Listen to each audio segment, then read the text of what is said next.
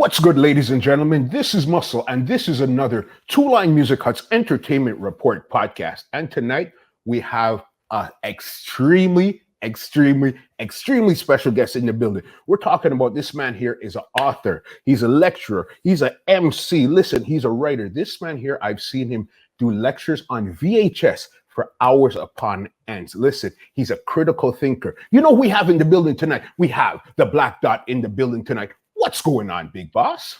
Pleasure to be here. I thank you for the opportunity to share some information with the people, and I'm excited, man. It's a strange time we live in, but we'll talk about that. You understand that, and I figured if there's anybody that I need to speak to right now, would be somebody like the Dot, because you get it. You have a different way of thinking where it's so simple but complex at the exact same time that it's really different. Yes, I get told that by the elders that I have a beautiful way of making complex things very simple. Yeah. So I pride myself on, trying to, make this where everybody can understand it, to the best of my ability. Yeah, definitely. And we appreciate that 100%, because when I first started to actually listen to stuff from the conscious community, funny enough, it was really Alex Jones that got me in. You know what I mean? And a lot of people would find that weird, but yeah, it was really Alex Jones from back then on the VHS that led me to like people like you, that led me to people like Professor Griff, Umar Johnson, Zaza Ali. It just kept going down, red pill, blue pill, Brother Rich. We just kept going down the hole. Down the hole. You know what I mean? I do. Yeah, definitely. When it came to the conscious community, when did you actually start to wake up? In terms of the conscious community, about 96 was a wake up time for me. I was walking down the street and Brother Azariah Ben Bey, I'm not sure if you know who Azariah Ben Bey is. I heard the name. He was just on the street, and everybody was on the street selling merchandise. But when I walked by this brother's table, he never said one word. So that intrigued me, because he wasn't trying. And on his table were a whole bunch of cassette tapes and VHS tapes about consciousness. And he was saying, brother, this stuff is deep. And the very first cassette I bought was the Egyptian Mystery System by Brother Bobby Hemmett. And when I heard it, I said, I'm home, because I had been spiritual my whole life, but I suppressed it, as a lot of us do, because a lot of people don't understand. And when I heard it, it brought me home. And from 96 on, I've been involved with the conscious community through, the old timers, Sister Bert, Brother Big Man, Leon, Clemson Brown. And there was so many, and that's when I met Phil Valentine and all the masters. Yeah. And I've been attached to them ever since. Yeah, since 96. And the funny thing, 96 is when I professionally came into the entertainment space myself. We were actually selling music, CDs, DVDs, and stuff like even some of your lectures we sold along the way too. You know what I mean? That's so crazy. 96. So you've been in it now. Wow, this is 24, almost 25 years. So you've seen a lot. I've seen a lot. I've participated a lot. I've, in all angles. I've done lectures, flown lecturers in, housed them. I was in the audience at the beginning, on the ground, doing footwork. So all aspects of what the conscious community embodies, I understand it to its fullest. It's ups, it's downs, it's craziness. That's like family. You got a certain members of the family, they just crazy. You love them, but they crazy. The conscious community is the same thing. Definitely understand that 100%. All right, let's get into some of your history here. How did you get your name, the Black Dot? In 96, when I started, once you start going down the rabbit hole, you don't stop. So I was buying hundreds of dollars. I was spending my whole salary on these VHS tapes, just getting downloaded. And I knew I wanted to be involved, because when I looked into the audience in 96, 97, 98, it was a bunch of elders. There weren't a lot of young people.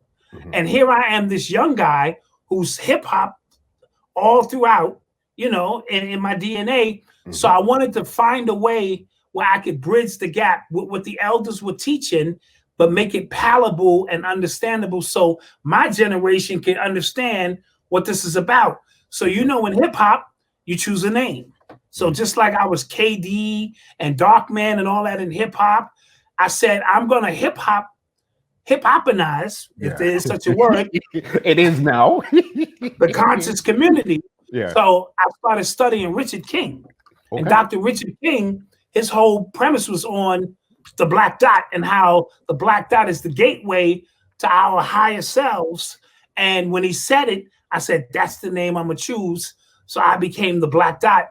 And in hip hop, I say stuff like, after I speak my piece, I'm the period after every sentence, the whole 9 yards, to add a hip hop flavor to it. But when I heard Richard King speak on the black dot and our connection to everything through the pineal gland, I said, that's who I'm going to be.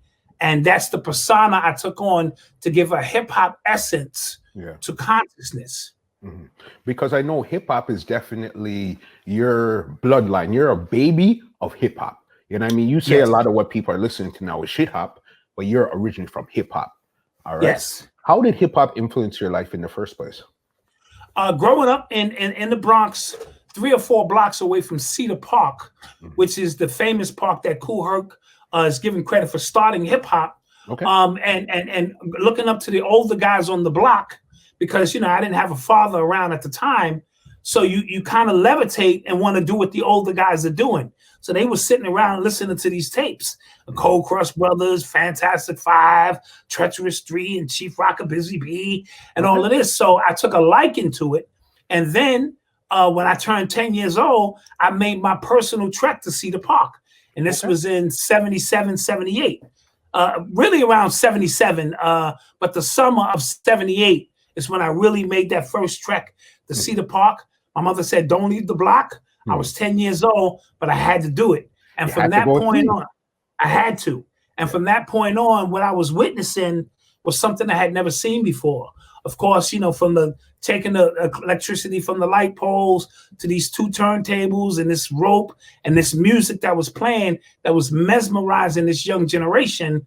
And I knew from that point on that this music belonged to me. I still love what my mother and them was listening to, the Isley Brothers and Al Green and all of that. But this music spoke to my spirit in a way.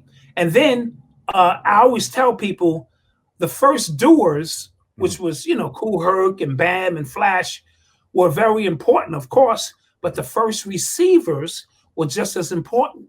So those were the guys on the outside of the lines who took the blueprint back to their communities, Brooklyn, Queens, Bronx, Connecticut, and begin to mimic. So that's what the older guys on my block did. They got 2 turntables and, they started rocking, and they wouldn't let the young guys rock. Okay. We were too young, but my friend named Dave, his mom's bought him some equipment. And he was our age, and we didn't even have a stand. We would put it on his mother's ironing board.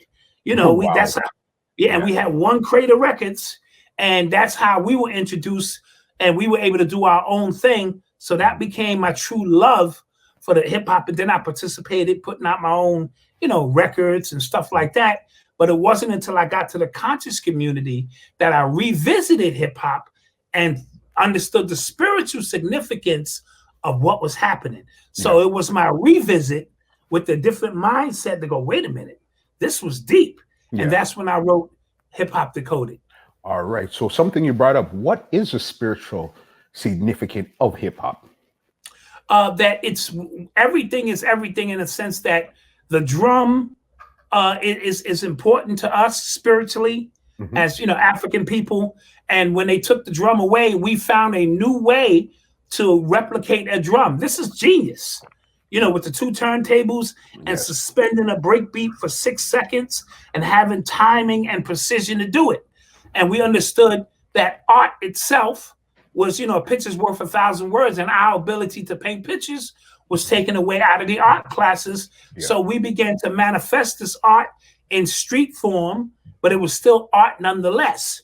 And we understood that the body in itself is, our dancing was not just dancing, it's a form of communication, right? And that the final part of hip hop was the oracle, was the speaker, the one who could orate our culture and orate the history that became the MC. So when I was able to make those connections, that we're the same people, just in a different terrain and in a different environment, I said, wow, this hip hop is as old as we are, but it manifests itself in different paradigms differently. And Africa Bambaataa said the fifth element is knowledge. And so I was using the knowledge of what I learned to apply it to the 4 basic principles of hip hop. Yeah. Okay. And then that's how you came up to your book, Hip Hop Decoded. Absolutely. I figured, let me leave this offering for the people. All right. And give us a quick synopsis of exactly what Hip Hop Decoded is about. Hip Hop Decoded is a metaphysical book dealing with occult signs, symbols, and breaking down also the power, the power structure and how hip hop was powerful at one point and it was gaining spiritual momentum, so to speak, and how it was co-opted for the very purpose of stunting the natural growth of our people who were using what was natural to us, our ability to dance, sing, rap, do art, and bring it all together in an alchemical form. Because each element, which I also did, was I gave each element earth, air, fire, water. So I related it to nature itself. And in doing so, those are the 4 principles in which alchemy is started. Everything is dealing with earth, air, fire, water. So when I associated those 4 principles to earth, air, fire, and water, it gave me the ability to show that when we blend them together, it creates a synergy of something else that can lift us out of any situation we in. Hip hop was supposed to be our economic base, our social base, our political base, our spiritual base, if we had contained ownership of it, because hip hop is making more money than anything else. Hip hop, I learned about Malcolm X and so many different people, of our past listening to hip hop. In today's realm, we would have a political base to say, we're not putting our vote behind this one if they don't meet our needs. So hip hop was supposed to do all of that for us before it was co-opted and taken over by those who are only looking at monetary gain and to steer spiritual energy somewhere else to keep us stagnant in our growth and progression. All right. And could you pinpoint exactly where that switch had happened? To me, I felt I broke down my book in hip hop into paradigms. So the chaos realm of hip hop is before records. This is when it was just performances, Cold Crush Brothers, all of those guys. You had these tapes and it was no records. And then in 1979, Sugar Hill Gang, Kington III came out first, but the big record was the Sugar Hill Gang. So in 79, this brought an influx of us trying to move into records. You know what I'm saying? So that became, from chaos, we moved to order. Because once you put something on a record, it is now contained there. And they can play it as many times as they want. Don't play the record. Make people desire it. Your spiritual energy is encapsulated on this melanated disc, 360 degrees, melanated disc. And, that melanin spinning, creating vortexes and things of that nature. So it's a very spiritual process. And the point in which we put the record on became the nipple. So, you know what I'm saying? So that's the nipple. And we began to give birth. And then in 89, so 79 and then 89, NWA showed up, right? And when NWA showed up, not their fault, they were giving you the story from their perspective, but they were based in Hollywood. And this became the template to move us from, Fighting the Power, Public Enemy, KRS One, Brand Nubian, X-Clan, Paul Righteous Teachers, Big Daddy Kane. We had such a variety of artists who gave us our total story. So we had Cool G Rap to give us street stories. We had Jazzy Jeff and the Fresh Prince to give us fun hip hop. We had the Native Tongues and them to bring us a cultural aspect. We had Public Enemy giving us political. So we had a complete balance. We had the females, Queen Latifah, MC Light, Salt and Pepper. And then when NWA came in, it was such a contrast to what we were doing on the East Coast that at that point, to me, that was a shift. And in that shift, we started hearing more violence. We started hearing more degradation of the women. We started now, but it was musically, it was amazing. I got to give Dr. Dre his credit, and understanding that music is the only thing that can enter our subconscious mind without our permission. We are music, right? So because harmonically his music was so amazing, those messages were almost overlooked. You know what I mean? And then the next shift, in my humble opinion, was 99 when Eminem showed up. Because white America had been trying for years, you know, to get artists that we could accept. Now, they was third base, they could rap. Beastie Boys, to me, made a mockery of hip hop. We'll talk about that in a few. And, you know, there were a few other artists, but it wasn't until Eminem showed up, because Eminem actually respected hip hop. He understood the culture. And now they had somebody that they could put their, you know, their money behind, who would amass more sales and really bring it to America in the mainstream, because white American executives were having a hard time because their sons had these pictures up of black people on their wall that they admired. And that was really bothering them. But now they could put Eminem up on their wall. And even though he was speaking from his perspective, trailer park, this, that, and that, it still resonated more with Europeans. And so those are some of the shifts. And every 10 years, we get some shifts in the culture. So that's how I kind of break down the paradigm shifts. Okay, it's generally, I guess it's in 10-year increments is where everything switches. So it's fast and slow at the exact same time. So it's subtle enough where you don't notice a switch until you get to that time where it's completely switched over. Absolutely. Absolutely. That's a great analogy, because they look 10 years ahead. We don't. We look in 2 weeks ahead, most, you know, black people. And so they're looking ahead. And because they can plan ahead, we gradually move right where they want us to move. And, you know, it has led to so many confusion, and we don't own the very culture that we, you know, we walk and talk every day. That's crazy to even think about that, because I remember growing up, I grew up more around the Big Daddy Kane eras, the BDPs, all of that stuff there. So I know the transition that you're talking about, but it's crazy where it was really underground to where it's running the world right now. That was crazy. And we're talking about probably in a 30-year window. And in relatively 30 years is not a long time. It's not. It's like that.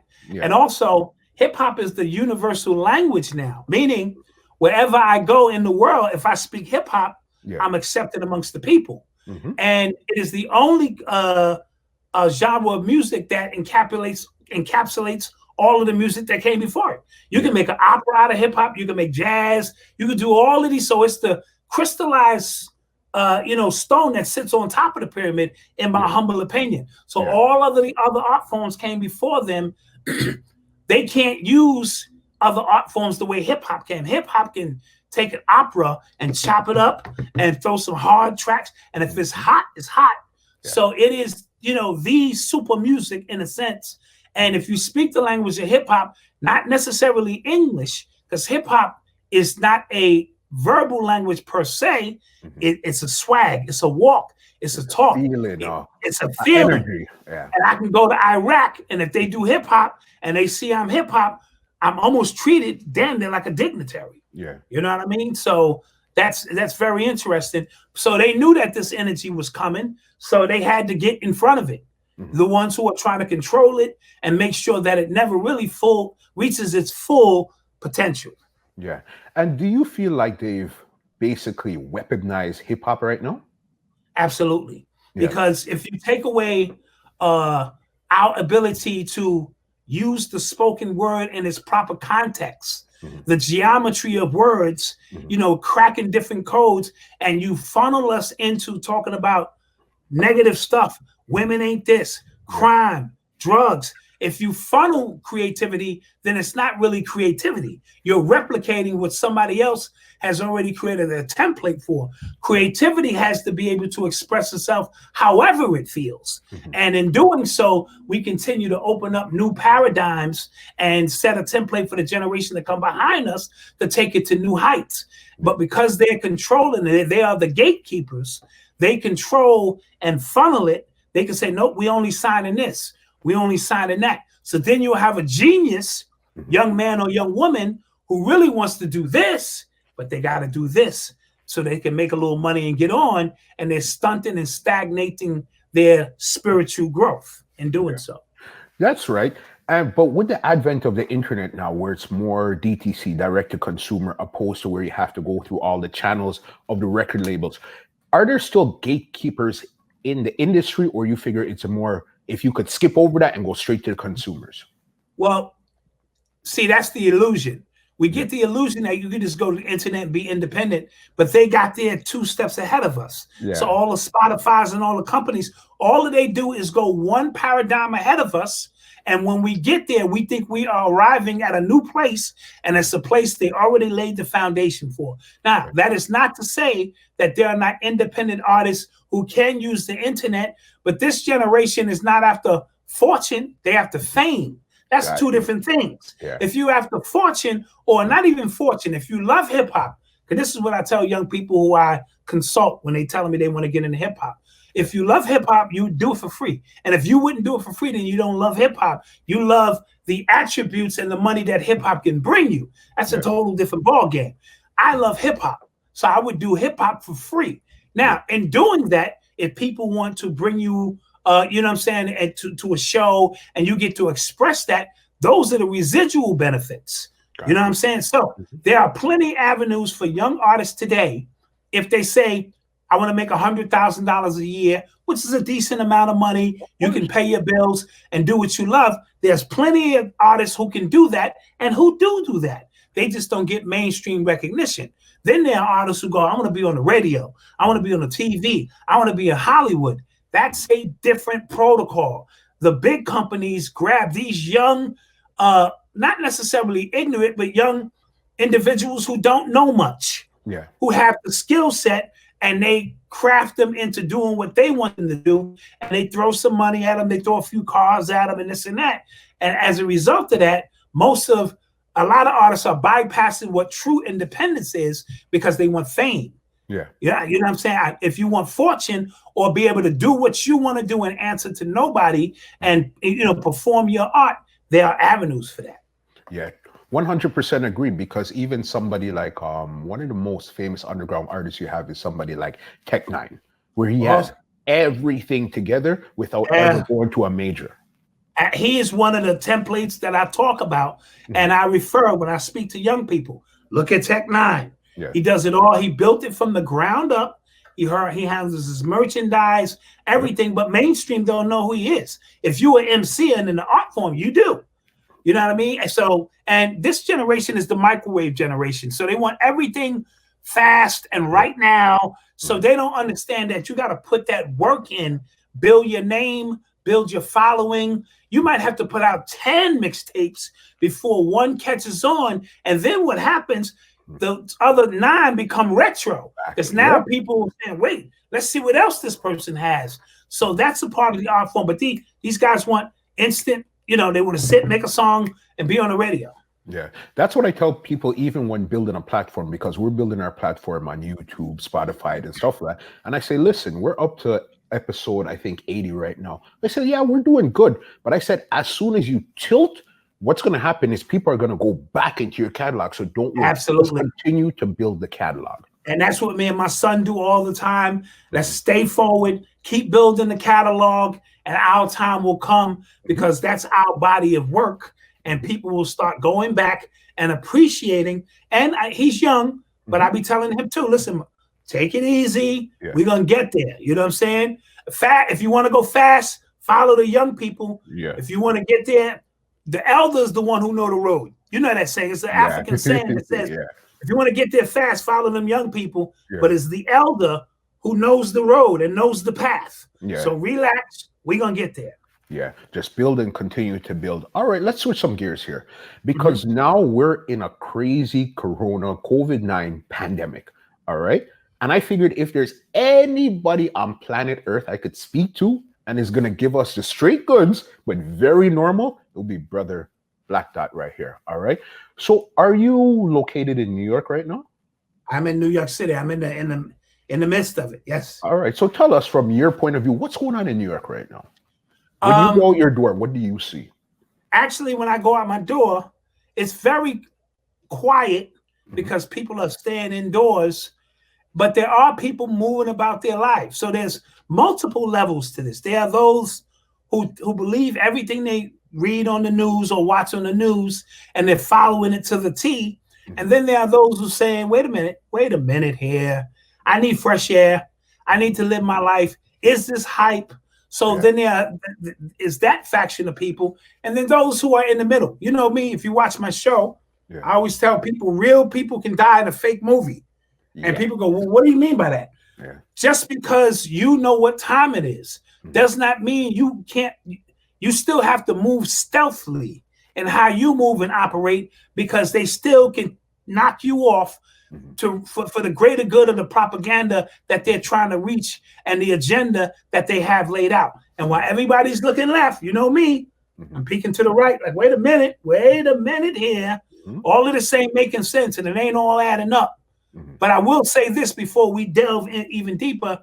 My condolences to those who have lost individuals in this tragedy, because another thing I'm always stressing is I rarely like to speak too much when people are in an emotional state. So, before I come out and start blazing my guns, because if you've lost somebody, you like, man, I ain't trying to hear that. I lost my uncle. I lost my cousin. And then all of the valuable information that I'm trying to deliver gets lost in that. Not that you won't want to grasp the information. So I always tread smoothly. That's why I haven't done no sit downs on the subject yet. You're gonna get a treat today, because we'll discuss it. But I usually just wait for a while until even normal people start saying, all right, these pieces are not adding up.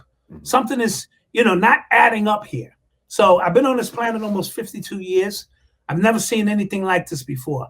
I've never seen something that has a 90% recovery rate shut the entire world down. That doesn't make sense to me. Right now, if it was a 90% for fatality rate, that's different. Get in your home, get under your blankets, and hope that when this comes through, you don't get hit. The entire world is shut down right now over something that's going to have a 90% more people die from the flu, regular flu, every year, by 10 times over, and never have they shut down a goddamn grocery store. And here we are shutting down everything. That tells me that this is far deeper than that. 1,300 CEOs retired a month ago. Yes. Yep. I've seen that. Made me go, that was interesting. That's more than an anomaly. One or two CEOs, 1,300. That means you were forewarned about something. What you were forewarned about, I don't know, but it was something. And if it was this coming, then that tells me that this was no accident. And that they're laying out something step by step, with problem, reaction, solution, that's going to lead us to a destination that we think we want. And it's the destination they wanted all along. You know what I mean? So there's levels to this. It's that same 10-year plan we're talking about with hip hop, where again, it seems like it's a lot longer than it is, but it's really a short period of time.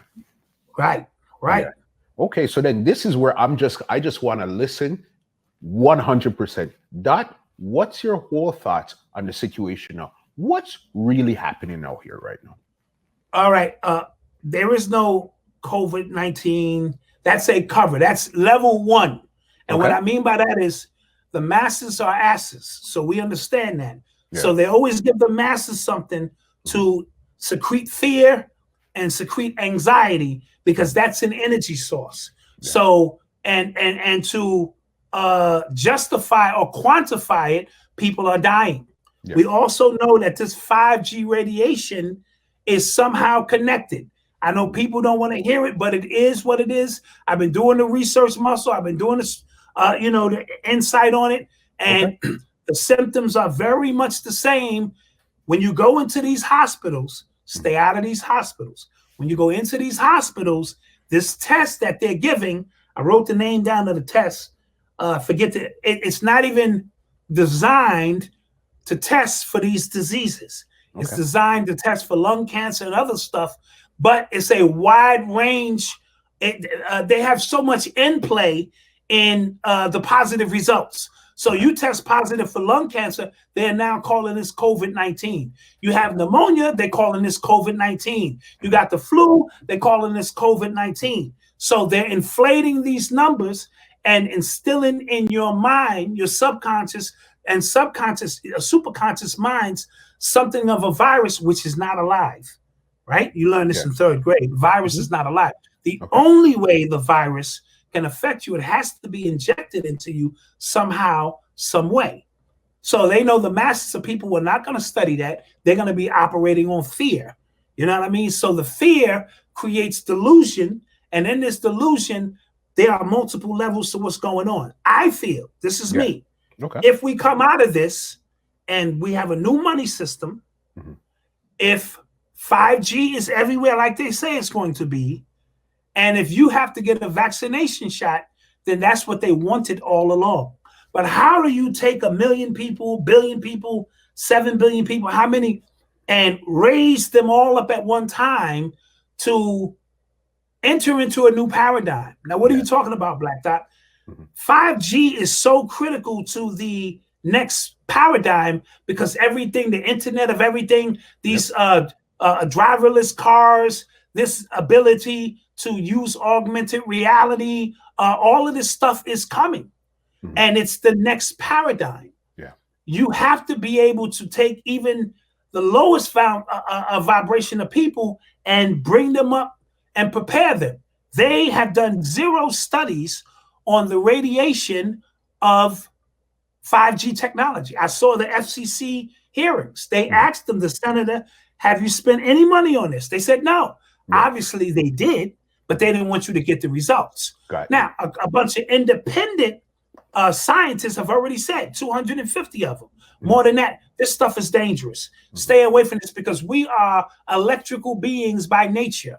And now if you are being able to interface with our electrical frequencies greater than just your microwave for 30 seconds, right? And 4G is doing the same thing, but this 5G at 60 gigahertz is taking it somewhere else where they now can even alter our DNA. We're in a dangerous time because that's control over everybody in the world.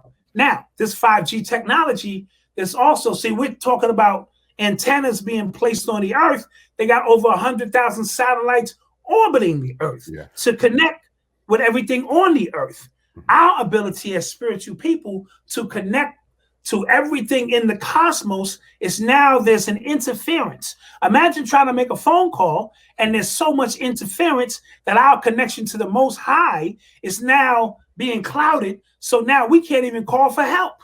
You know what I'm saying? To signals of distress that we are on this planet being attacked by those who have no spiritual fortitude. And they only want to control us on levels far out. Now, shout out and credit Bobby Hemmett, Phil Valentine, Steve Coakley, Delbert Blair. They've been telling us this for 20 years. And people called us crazy, kooks, hotep, this and that.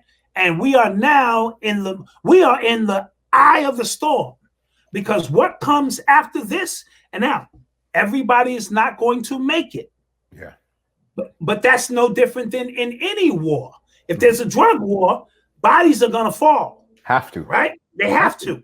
Just like in the Civil War, you know, a lot of African Americans lost their lives fighting. So even in a spiritual war, which this basically is, there are going to be those who are still vibrating on the old programming who are not going to make this quantum leap into what's next. Now, they have a plan, but we have a plan too, because we're the melanated beings of the planet. So melanin will figure this out. So we'll lose some until the intelligence within us understands what's going on. And then the melanin will know how to fight and protect us. But you are going to have to change your mindset first and foremost. So if you're still eating hog ass, watching sports, and your whole life is centered around mundane things, then there's going to be a price to pay, because when this 2.0 comes on, like on my last podcast, I said everybody has to go to 2.0 of themselves. So your 2.0 might be different than mine. Mine may be health. Yours may be finance. This person might be relationship. This person might be. So this time that we are in the home under house arrest, that they're labeling as quarantine. No, we're under house arrest. 100%. Yes, is a moment for us to go inward and reflect and say what's really going on here and have time to think so that we can all prepare ourselves for what's coming. And this is the truth is stranger than fiction. Already in China, they have facial recognition, checking it, bing, bing, bing, bing, bing, bing, bing. And I'm also hearing, because I heard David Icke mention it, that you took the words out of my mouth. That I was waiting to ask you if you've seen that crazy interview with David Icke. I think he's put out 3 in the last about month, but he had one that came out about 3 days ago. That's the one. Yes. Oh, he let loose. And see, I never throw the baby out with the bathwater. Yeah. So for those who can't, again, if you can't make the leap, oh, that's a white man, and this, if you can't make that leap to understand that the information is all you need, then you're gonna get rinsed and washed, and you're gonna go out with the with the bathwater. I never throw the baby out with the bathwater. I take the information at face value. He's been doing this for over 20 years. Yeah. So he is a foremost expert on the subject. And when he laid that out, it confirmed a lot of stuff that I was already studying. But we are in for an amazing time, or we in for an apocalypse, all depending on how you see it. Mm-hmm. So I'm always want to see the glasses half full. Yeah, because I don't think right now there is no going back to what happened one day before all of this happened. We are in a new norm, and this new norm is changing almost every minute, every day. Absolutely. So what you knew as life before this, because I began to say, well, what's going to be the end game? What are they going to do like this? All right, you guys can go back outside, forget everything.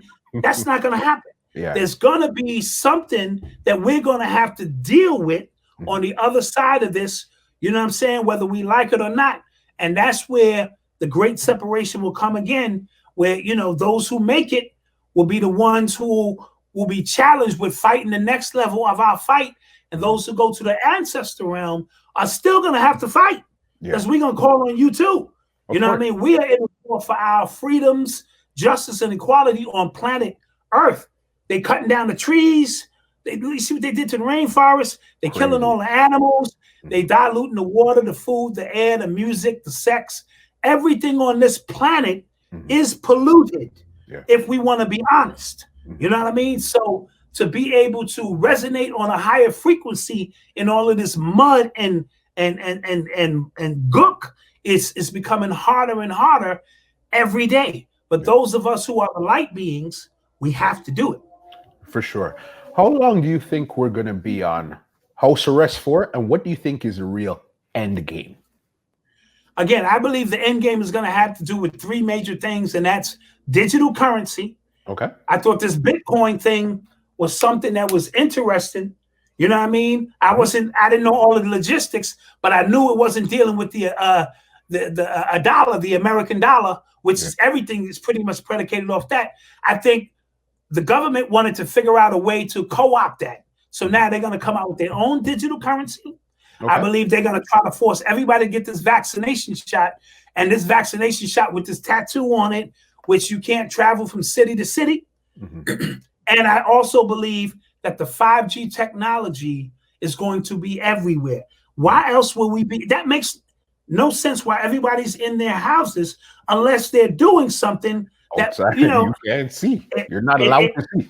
It never made sense to me. Yeah. You know what I mean? That it's a 90% recovery rate.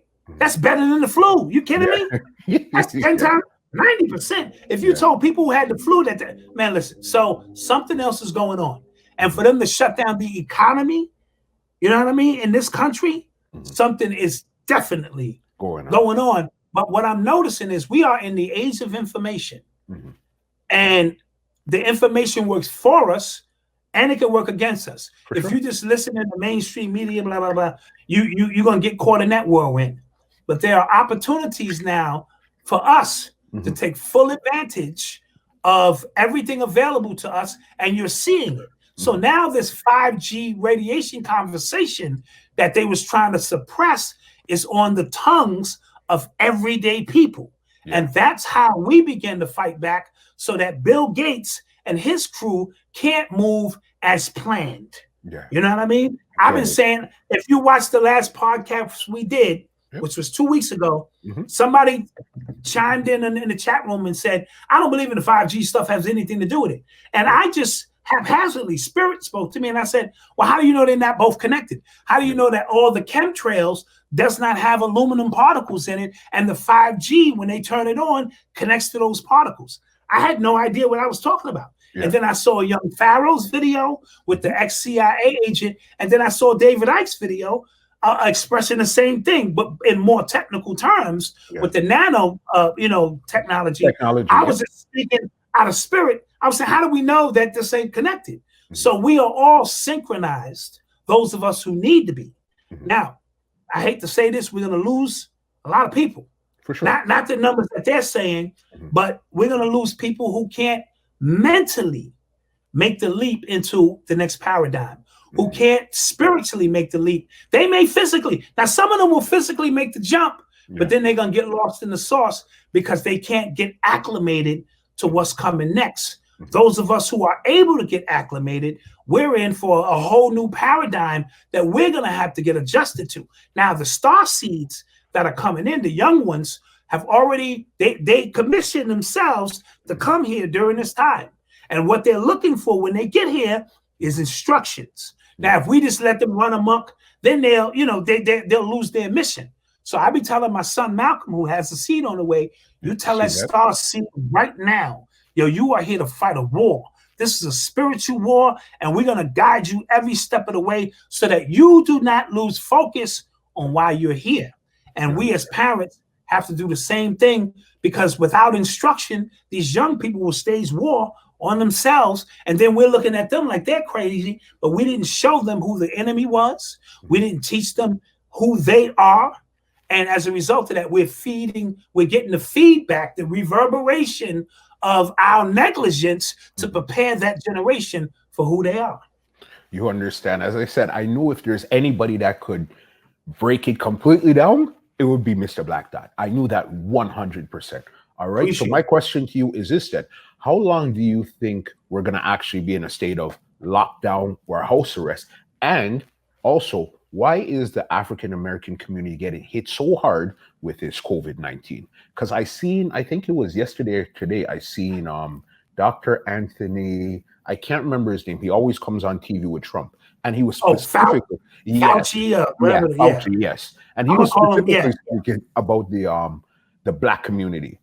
So why do you think it's hitting the Black community so long? And how long do you think we're going to be in this state for? Let me answer the first question first. Okay. I believe it's going to be longer than April 30th. I'm going to give you two scenarios. Okay. But you can't tell people. See, they understand. They're planning far out in advance. They already know the end result of whatever this is going to be. We don't. So we're moving in the dark. So they'll tell us 30 days. And then as we get closer to that date, do not be surprised if they throw another 30 days onto that. And then you won't see it as you was down for 2 or 3 months. You'll see it as, I just need to make this next 30 days. They're very smart at what they do. Now, if we respond the way it looks like people are responding and fighting back to the best of their ability, they might have to go to a contingency plan and put this back online May 1. And what they'll say is, all right, we think we have it under control. And, Black people, in 2 weeks, we forgot this even happened. Yeah. You know what I mean? We've been moved on. We're so anxious wanting to get back to the basketball and all of the things that have been adding no value to our lives. This is the first time everyone should look and go, man, this added no value to my life whatsoever. Now, the second part is, if it's going to be 4 to 6 months, then that means they're totally going to collapse the economy. And that's when the wolves come out. I'm going to talk about that on my show tomorrow night, because when people start getting hungry, you start seeing the worst in people. See, right now, we can still get our food, our little snacks, and just chill. When they say these trucks can't get in or this and that, and the long game to kind of really drain us, then we're in for a fight that a lot of us may not make it through. You know what I mean? So I like to give out both scenarios dealing with that aspect. If it's short term, everybody will be so excited. When you hold things back from people and then you give it to them, they just want it. So we'll be back. We'll flood the streets, and we'll joke about it. We'll get to some cookouts, and nothing really changes. If it's the long game, you got to start really preparing yourself for what is going to come behind this, because when the lights go back on, it's going to be something totally different. Now, in terms of the second question, to me, that's all propaganda. Again, to use Black people as the scapegoat, to say, you know what I mean, victim consciousness, and the Democrats be pushing that too because they need the Black vote. So a lot of times, so we're going to add, we're going to deal with your issues in the Black community and using this as a crisis, because another aspect of this that people don't want to deal with and accept is that there's Trump and then there's everybody else going against Trump. So that war, and they're painting the picture like Trump is the boogeyman, and Trump may not be the boogeyman. You know what I mean? Trump said he was going to drain the swamp, and people did not understand what that meant. And drain the swamp means all these pedophile organizations, all of these corporate organizations that have a hold on everything that we do. So there's a war going on above our heads in these, Democrat, Republican, deep state, dark state. So the world is going through a cleansing of itself. And some people are going to make it and some people are not. So we have to look at all aspects of it. Now, Black people have, here's the key too. It said Black people have high rates of diabetes, all this. And my question is, what the hell does that have to do with coronavirus? Unless you're saying the coronavirus attacks people. I know they're saying it's a respiratory thing, but it's supposed to be a respiratory virus that when it attacks your lungs, it eats up everything. It's not supposed to be a virus that is drawn to smokers or people with diabetes or people with heart failure. So you're telling me two different things, unless you're also telling me for the people who have these diseases, because stress also brings about certain things. So if you stress because you're watching the news and you have an asthma attack, they go in and give you the test and tell you your ass got corona. Got you. Then they get you on some medication for corona, and then they be done gave your ass corona. So you got to be very careful. Stay out of the hospitals.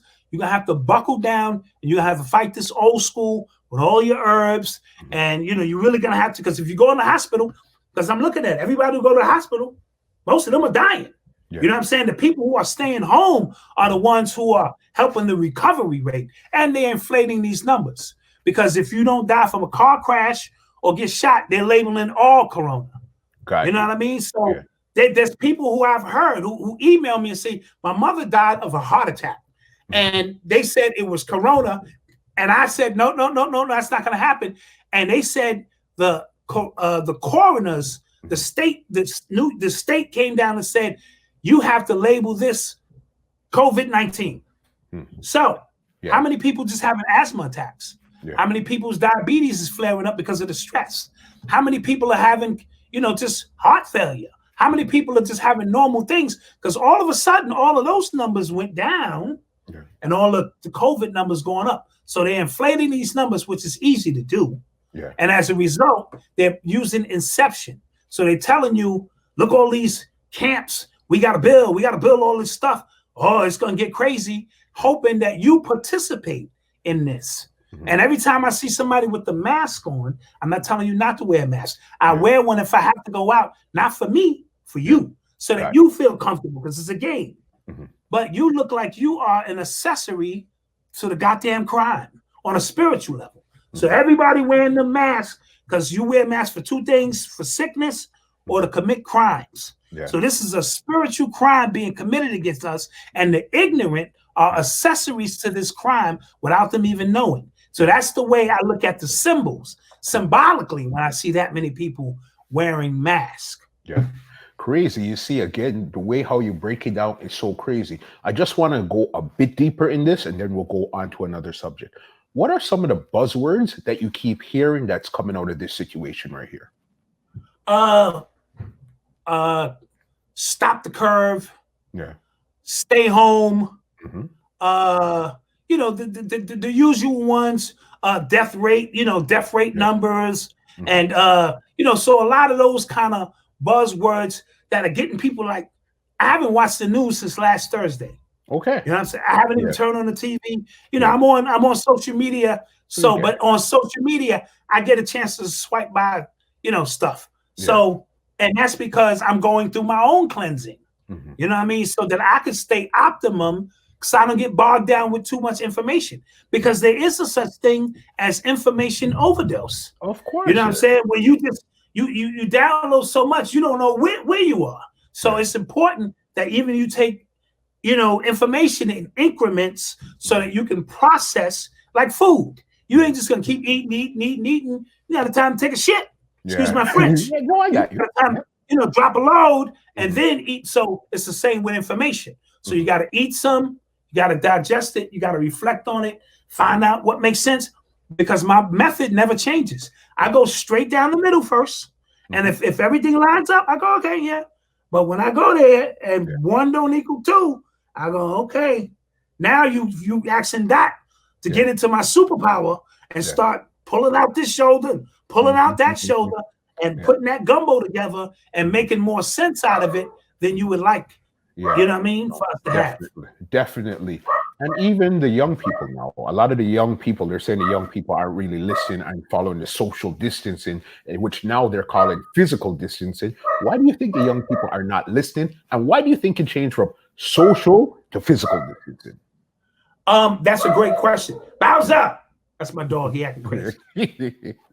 The young people are not afraid. The young people are fearless. You know what I mean?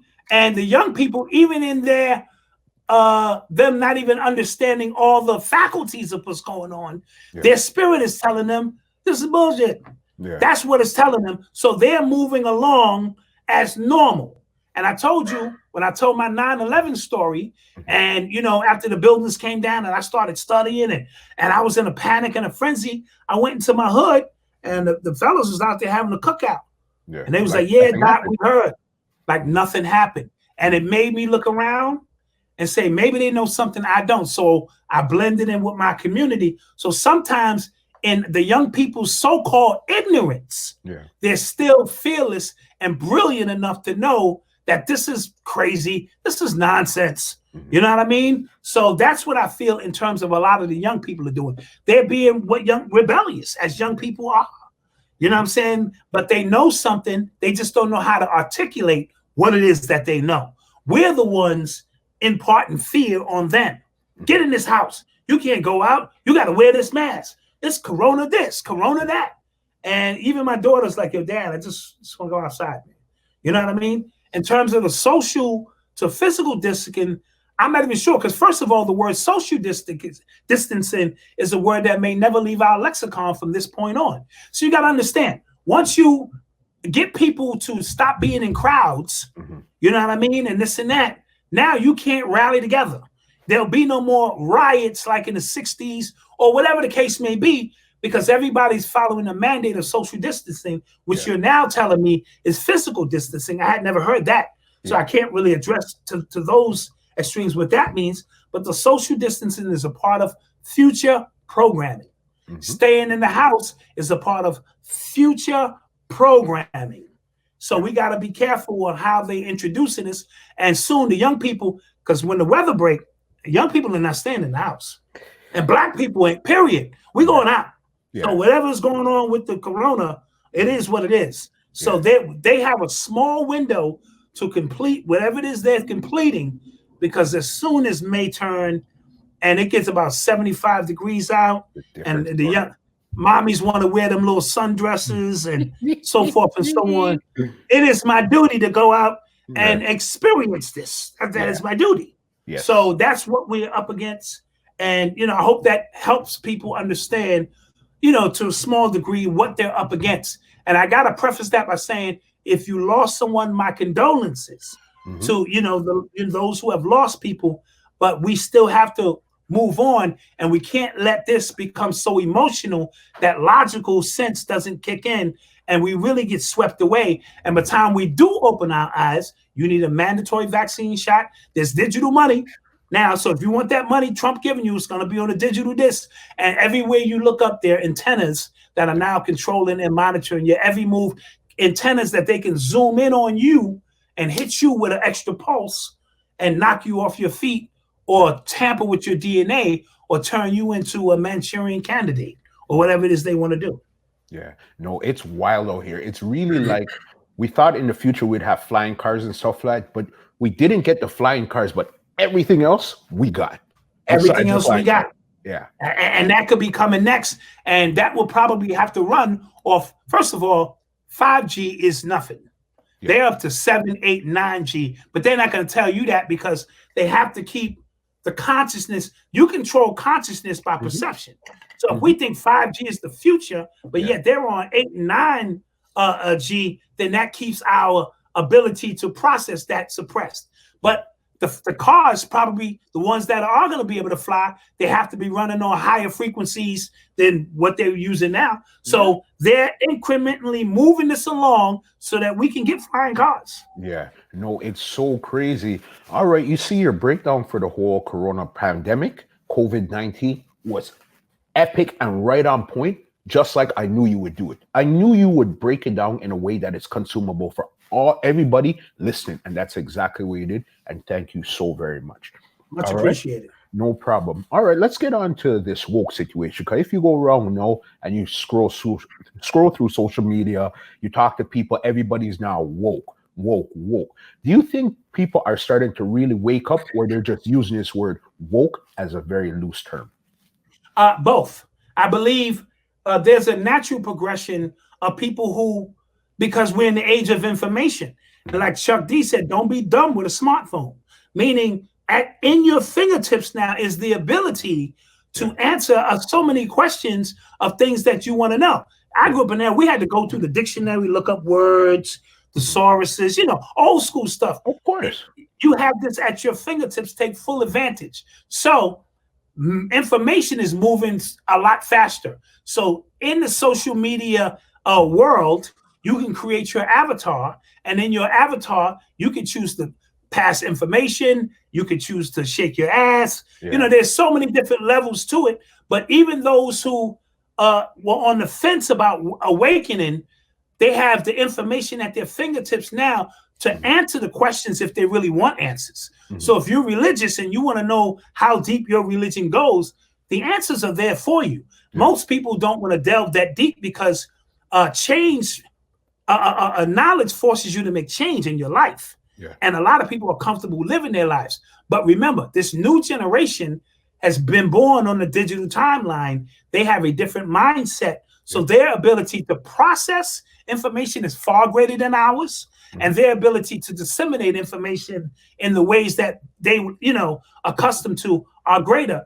So it is their time now. But we as the eldership have to lay a foundation so that they can hit the ground running. We got to throw it off the backboard so they can bang it home. And then there are those who just want to use the buzzwords to make them feel enlightened. But even using the word, the universe doesn't know if you woke or not, because the universe does not discriminate. Yeah. It says this person says they're woke, so I'm going to place things in front of them as if they're woke. Yeah. And if they don't move accordingly, that's on them.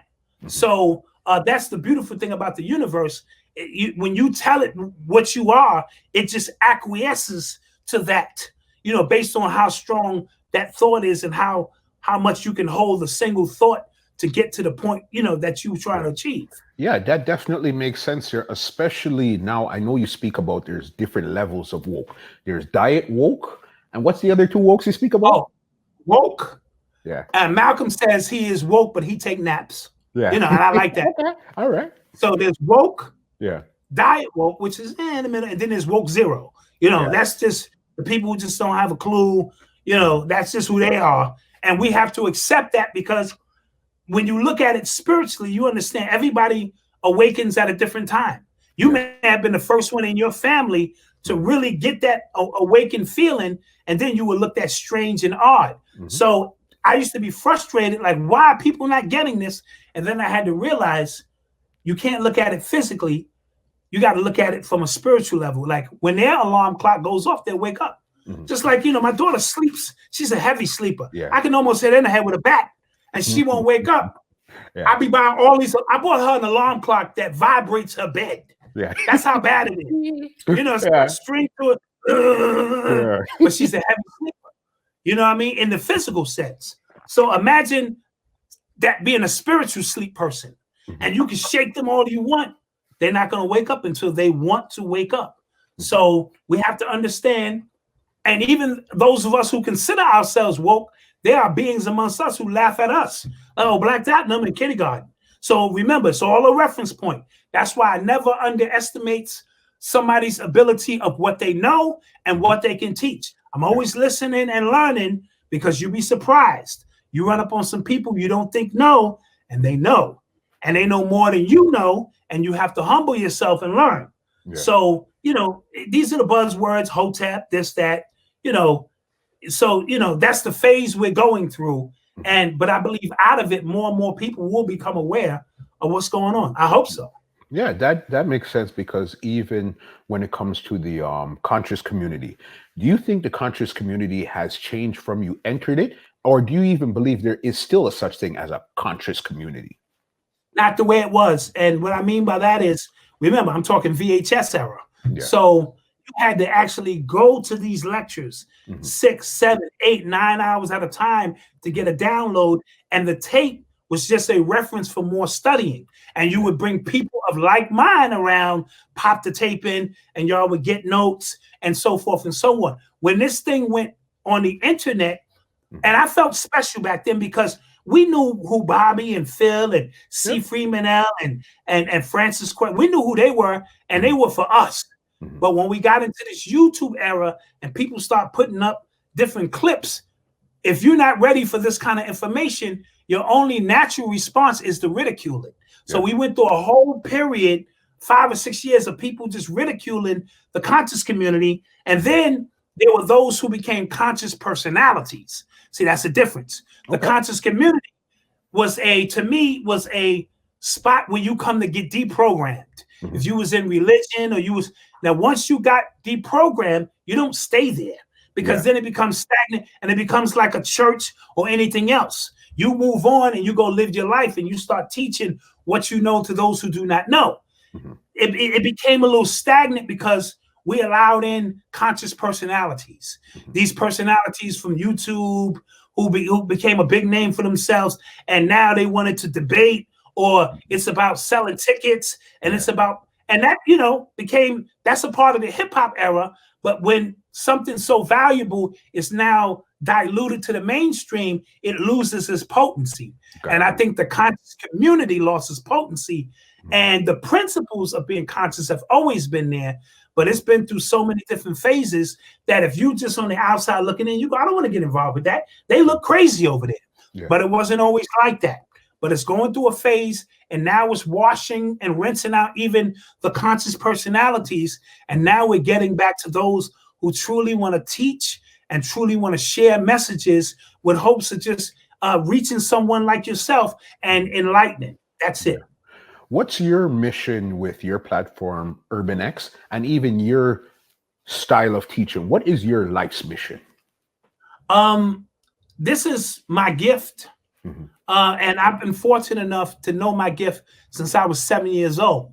Meaning, as a writer, you know, being able to articulate things, making things very simple. So the platform with me and my son, because prior to this podcast, I was in my own world, because I'm Virgo. I really don't like people that much. I'm friendly with people, but I'm a hermit. So I'm comfortable in my own skin, talking to myself. You know what I mean? Every 1000%.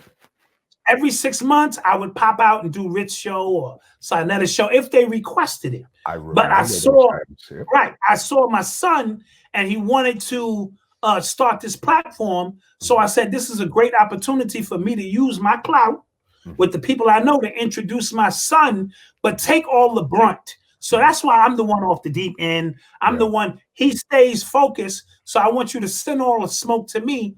But it's also great to see a father and son working together in real time. If you watched our show from the beginning, the camera was crooked, the lights, there's that, the sound might be off. We might come on the show arguing because I didn't turn something on. So, and then you've seen us progressively grow, because that's what it's really all about.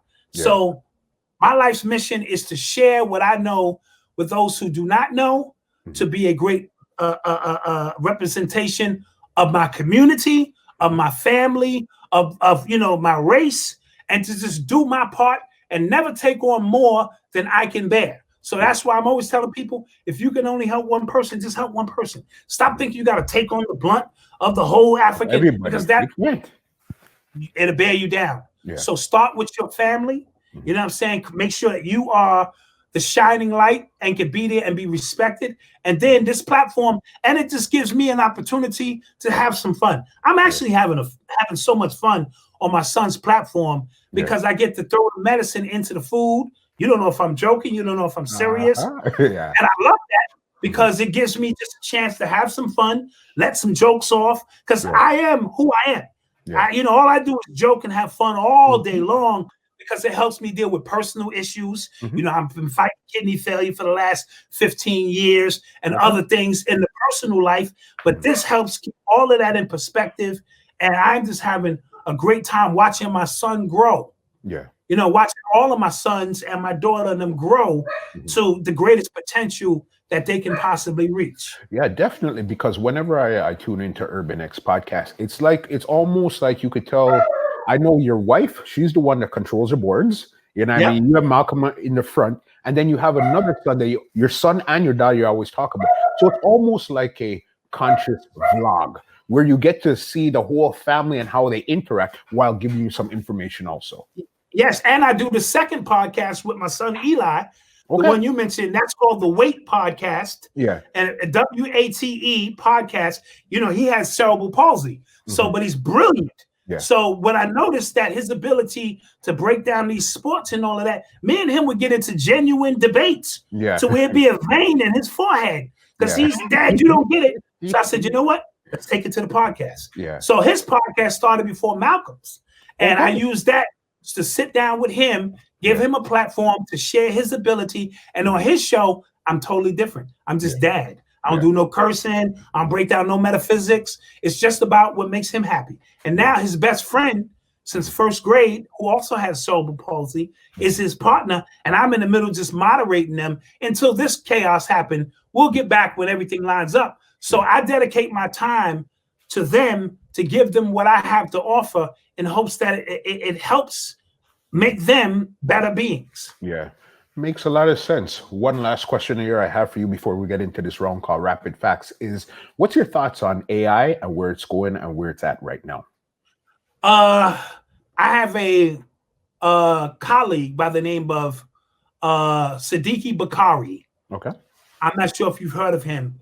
And he's been dealing with AI for 10 years now. He's got about 12 books out on the subject. Okay. And it's his time now. I'll text you his link, when we get off the air. Okay. And so this artificial intelligence has always been here. Remember, they keep this for themselves, but now they have to roll it out because we as a civilization have to get an upgrade, all of us. Yeah. But they also want to use it to look into your homes, to monitor. This is the first time that they're going to be able to monitor this many people all over the world simultaneously. So your freedoms are already gone. But the ability for you to tap in and take advantage of what AI has to offer is on you. So I'm always telling young people, if you do not know how to code in the future, you're in the Flintstone age. Don't expect a 50-year-old me or Muscle to do this. This is your time to code so we can hack and break codes and enter even into higher dimensions of time, space continuum by our ability to hack into a mainframe that they put in place to suppress us. And now we reverse that energy. And now we are into realms of reality that they didn't know we can get into because we already have the melanin and the ability to know how and do it. So this is that paradigm shift that I speak about. So those who can't make the leap won't make the leap. Those who can make the leap have a responsibility to set the stage for younger generation people to come in, but they got to code because it's all in the coding. If they don't know how to code, now I'm a decoder, but they have to be able to code. Yeah. You know what I mean? And help us so that we don't become prisoners of an artificial reality. Yeah. Definitely. That's a good breakdown there. All right. There was something that I seen while scrolling through social media today, and I'm going to read it off for you. And it affects people like you that lives in New York. It says, starting today, New Yorkers can get free meditation and mindfulness resources through Headspace. What's your thought on that? Is that a program, or is that Yes. like It's a thing called Headspace, and I think they're an organization or a program, and you could get mindfulness and also meditation resources through them. Nope, All I'm New good. Yorkers. Yeah. I'm gonna do my own meditation and line up anything that says Yeah. Headspace, Yeah. because maybe you got a back door and you're Yeah. trying to get into, the Zion. You want the coordinates to Zion. Yeah. I ain't giving up the coordinates to Zion. Yeah. You know what I mean? But I do believe mass meditation. Yeah. Like if all of us got together and synchronized the time and we had one singular thought, we can affect reality, because that's the way that works. So if you calling me or Red Pill is calling and saying, listen, this is what we're doing, and we have a singular thought, like Monday, 444, whatever date that was, God. there was Oh my there was God. a Continue. meditation. I got a crazy question for you. Continue, but I got a crazy question for you. All right. So I participated in that meditation, which was at 10:45 in the morning. Yeah. I got up and participated in that. What were you going to say? All right. Every day I get up, there's two numbers. Well, there's three sets of numbers I always see: 444, 1111, and 911. All right. What do you think all of this means? That's a very deep question, because the number I'm seeing all the time is 252. Yeah. And that's my mother's area code before she made transition. Gotcha. So I had to associate that number, because I wake up in the middle of the night and it's 252. Or I'll be watching a ball game and they call a timeout, it's 252. So I believe that that's my mother's way of trying to bleed over into my realm and tell me she's okay and that she's here to help. Now, certain numbers have certain, you got to get with King Simon, to really give you the magical aspect. But if you're seeing these numbers, unless they are personal numbers to you, you know what I mean? Then I can't really address them. I could just generally say what 444 represents. It's a powerful number. 1111 of course is the gateway number. Anytime you see numbers like this, there's an empty space that you don't see within those numbers. That's a vortex that holds. That's why the Masonic pillars, and then there's the arch in it, dealing with certain things. 911, the 11 was very important. You know what I mean? Because that's where the energy. So that's a ritual. If you go back to the Matrix, they got off on floor 101. Okay. When they went to see the Merovingian, and the Merovingian lived where? In another dimension. So they were going through 101 through that power shift to sit down with the Merovingian. So all of these numbers mean something. Yeah. You know what I mean? Yeah, definitely want to figure, because what I figured, it's like this. When I turned 40, I cried on my 40th, my 42nd, my 43rd. When my 44th came around, I knew 100% this is the year everything is going to start taking off. So then to me, I connect 444 with my 44th birthday. And then that goes to show that everything's going to be all right. But the 911 represents that there's danger around. But the 1111 means that you're going to be okay. And the 444 means you're going to be okay. But there's danger around somewhere. I love it. I love it. I love it. And I could be in totally agreement with that, the way you broke that down, because you got to make these numbers work for you. Yeah. So the universe is saying, okay, give me the numbers, give me the coordinates, muscle. Yeah. Okay, that's the coordinates. Now I'm going to work it as long as you work it. Yeah. If you work it and believe in it, the universe said, I will work it, and then you'll always be protected. But you know that there's danger around, and absolutely, absolutely. Yeah, and that's what I feel. It's like almost every day, and it's now the 444s are coming in real sneaky. Like sometimes yesterday I had it was 10:44 on my phone, but then I had four DMs. So then you would see the 10:44 and then then you'll see the 444. And I mean, but you know what? That means your awareness is growing. Yeah. Because the numbers are everywhere. It's sort of like if you shopping for, let's say you got a fascination with red cars, and you want to buy a red Toyota. Isn't it funny? You start seeing the red Toyota everywhere. Everywhere. So that's because you're bringing it into your existence and you're aware of it. So you're aware of these numbers, And because they're not going to always be linear, 444. It's going to be, because sometimes I see the number 1252 and still associated with my 252. You know what I mean? So we have to be aware of the way the numbers shift, but your awareness means you're on it. Yeah, definitely. It's been such an amazing conversation, Doc. I'm telling you, just the way how you flow and the conversation we're having now is just so natural. I love it. All right. I have a round here. You're welcome. We have a round here called Rapid Facts, where I ask you some quick questions and you give me back some quick answers. All right. All right, let's do it. I like this. It's like a game show. You understand. Okay, first one here. What's your favorite color? Blue. Blue. Okay. What's your biggest fear? That's a great question. Yeah. Biggest fear is not completing the work that I was scheduled here to do. Yeah. So I say that because when I found out that my kidneys were failing, that's what brought about Hip Hop Decoded. I wrote that book on what I thought was my deathbed because my biggest fear was that I had let the ancestors down and didn't complete the work that I needed to do. So that would be the answer to that. Good one. I like that there. Okay. What's your favorite food? Favorite food, peanut butter and jelly. Why? Okay. Because it represents the scarcity of food in my home that you appreciate, like a peanut butter and jelly sandwich. For me, you know, because sometimes that's all we had to get by.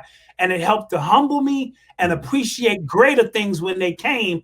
But it also kept me down to earth, where if I come to see Muscle and he'd be like, yo, man, that's all we got is peanut butter and jelly. I'm like, let's hook it up. All right, let's do it. You know what I'm saying? Let's do it. Let's do it. Peanut butter and jelly. All right. Okay, next one here. Are you a cooker or a cleaner? I'm a cleaner. Yeah.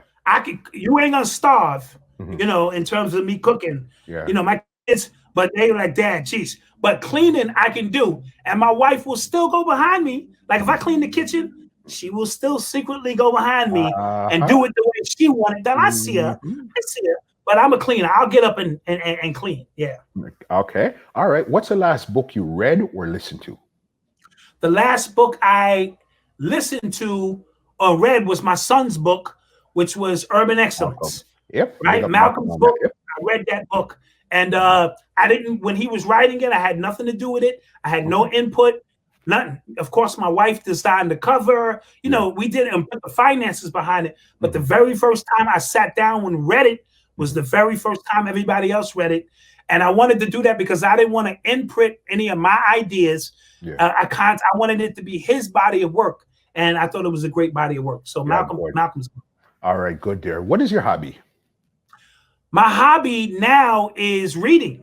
Yeah. I know that's what I do also to educate, but reading is a hobby. I just enjoy having a book in my. Okay. All right, good. Okay, what is your hidden talent? My hidden talent is I've always wanted to be an actor. Okay. So you see me doing my skits on the show, trying to be funny, but as a kid, I always wanted to be an actor / comedian. Those are my hidden talents. Okay, didn't know that. We got about 4 or 5 more on this list here. How do you relax? What makes you relax?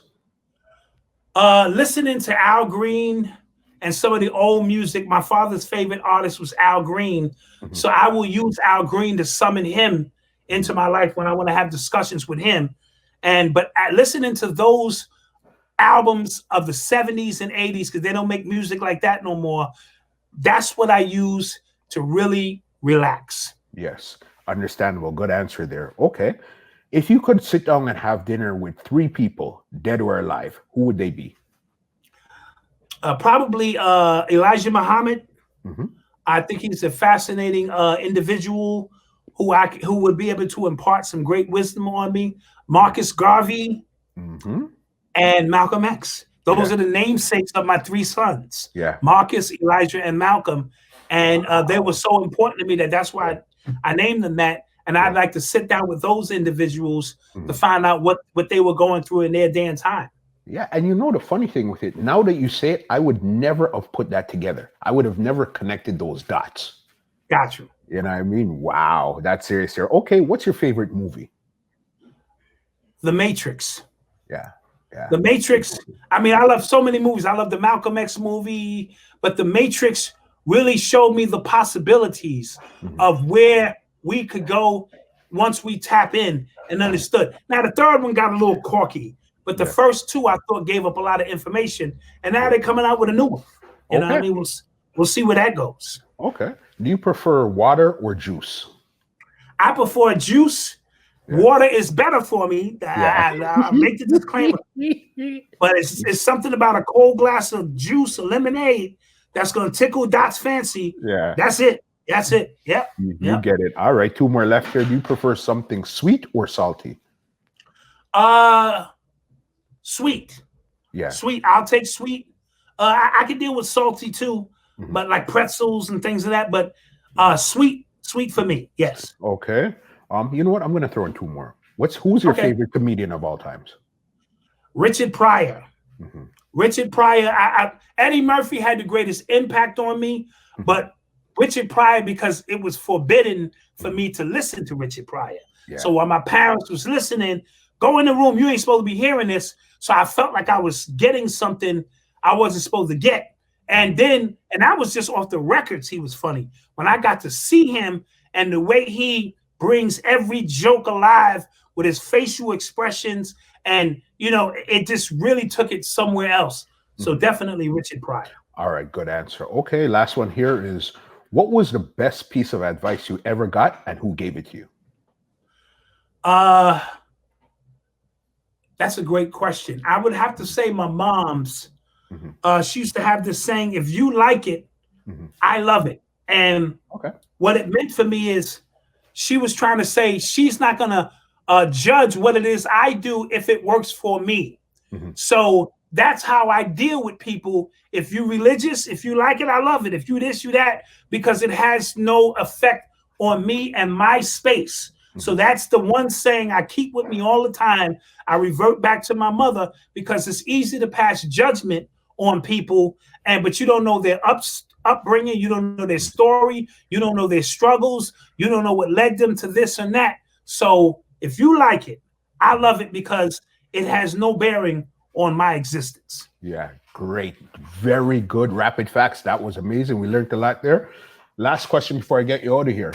What do you think, what kind of opportunities you think are going to come out of this pandemic right now if people are using their head and their mind? That's a great question. I'm always telling people now, if you're not learning something new in this downtime, then you're doing yourself a disservice. Whatever your 2.0 is, now is the time to work on it. Stay away from the TV. Young people, if you want to code, if you're trying to start a small business, if you're trying to get your website running, this is the time, so that when they turn the lights back on, you're not starting from ground zero. You already have built up some momentum so that you could run right into whatever's coming, especially if it's going to be this new thing where everything is going to be online. Well, we already acclimated to that. You just got to know how to navigate through it and make it work for you, so that you can benefit off the technology. Because when they flip the switch, if you on analog and they on digital, that's it, you're done. So that would be the advice I would give to people. Please, I know that it's hard because you're dealing with the stress and the anxiety, but at some point we got to put stress and anxiety here, and we got to say, all right, well, what do I need to get? Because that's all we're doing in here. Me and my wife, we're crossing off, oh, we needed to get that done. Now's the time to load up those videos. Now it's so that we can keep busy and occupy, this time properly. Yeah, definitely. I agree with you, because that's why, how do you think we're even having an interview like this? It's only because this thought was in my mind for months now, but didn't have time to actually sit down and think about it. You see, last week, I'd say about last week, the beginning of the week, I was fine. I was happy. I was having a good time. Everything was good. But as I came between, I'd say by Wednesday, Thursday, I felt myself going down. It's like, going down, yes. Yeah, what are you going to do now? It's like, it really started to set in. And you see, as Monday came, I said, yo, you know what? Forget it. I'm going to figure it out. And as my frustration broke, that's when everything opened up and started to come. Yes, absolutely. And here we are. Yeah. It's been amazing. The floor is yours right now. Any inspiration, anything you want to say, leave your contacts before we get you out of here. All right, this is the Black Dot. These are my chronicles. This is my story, and I'm sticking to it. I always try to say that. Urban X Podcast is the podcast me and my son have. The Weight Podcast is my other son, Eli. I wrote Hip Hop Decoded. You can find that online, only in ebook, but I am, now that we're in this downtime, I'm working on the revised version. Yeah. Urban Culture Decoded is already out. You can get that. What I'm doing on the website now, because, we got the internet channel. I'm uploading all of my DVDs from the last 15 years of me lecturing all over the country, totally free. Yeah. So you're going to love that. I put up some hip hop classes that nobody has seen before. So I want to say to everybody, no fear, stay strong, stay positive. It's all dependent on how you see this. Get through this, right? If you see it as the glass is half empty, you might get, sucked up by this. See it as an opportunity to better yourself, and we will make it. So that will be the last message I would like to send to the people. And I'd like to thank you for having me on this podcast. It was a great experience, and I really appreciate it.